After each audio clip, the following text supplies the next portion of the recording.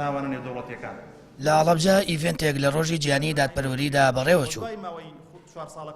تا ئێستا تاوانی کیمیابارانی هەڵەبجە لەلایەن دادگای تاوانی نێودەوڵەتیەوە وەک کۆمەڵکوژی و تاوانێک دەرەق بە مرۆڤایەتی دانی پێدا ننراوە.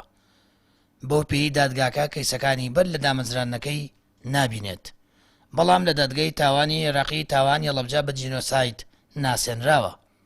شارزانی بواری یاسا و پەیوەندیان نێودەوڵەتیەکان باس لە ڕۆژی گیانی دادپەروەری و پێگەی هەڵەبجە لە کایی دادپەروەری گیانیدا دەکەن. کەیسی هەڵەبجە لە دادگای باڵای تاوانکاری عێراقی کە لە ساڵی 2005 پێکات پاش 34 دانیشتنی دادگا بە جینۆساید ناسراوە. واتە هەڵەبجە وەکو کەیسێکی تاوانکاری مەبەستم کەیسی 16 ساڵ 1970 نە کەیسەکانی تر وەکو جینۆساید ناسراوە.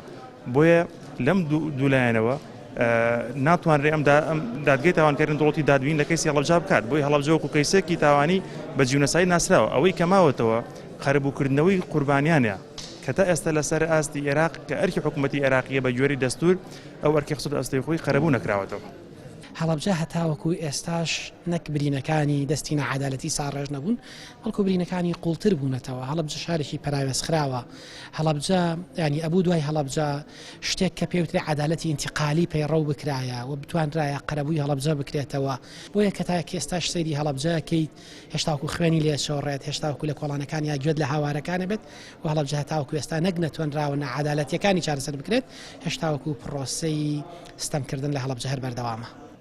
پارێزەری دۆسەی بە سزاگاندنی و کۆمپانیا و کەسایەتیانەی چەکی کیمیاویان بەڕژەمی باس فرۆشتووە ئاماژە بۆ دەکات کارەکانی دۆسیەکە لە دادگا بەردەوامە و پرۆسەی لێکۆڵینەوە و کۆکردنەوەی بەڵگەکانیش زیاتر بوون. پێمان وایە بەپی بەڵگەنامەکانیش ئەوە ئەسەلمێنێت کە ئەم کۆمپانیانە زانیویانە حکوومەتی عراقی ئەم چەکە بەرامبەر هاوڵاتیانی خۆی بەکارێنە، بەڵام لە پێناو بەدەستێنانی قازانج و پارە و سەرمایەکی زۆر هەستان بە ئەنجامدانیم گرێ بەستانە و فرۆشتنی ئەم مەوادانە بە حکوومەتی پێشوو. هەڵەبجە لە ڕووی ئەو تاوانانەوە بەرامبەری کراوە هێشتا زامەکانی ساڕێژ نەبووە.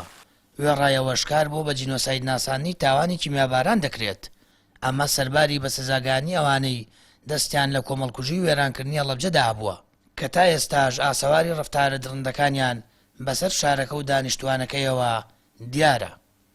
سامان فەتاح، کەناڵی ئاسمانی پەیام، هەڵەبجە.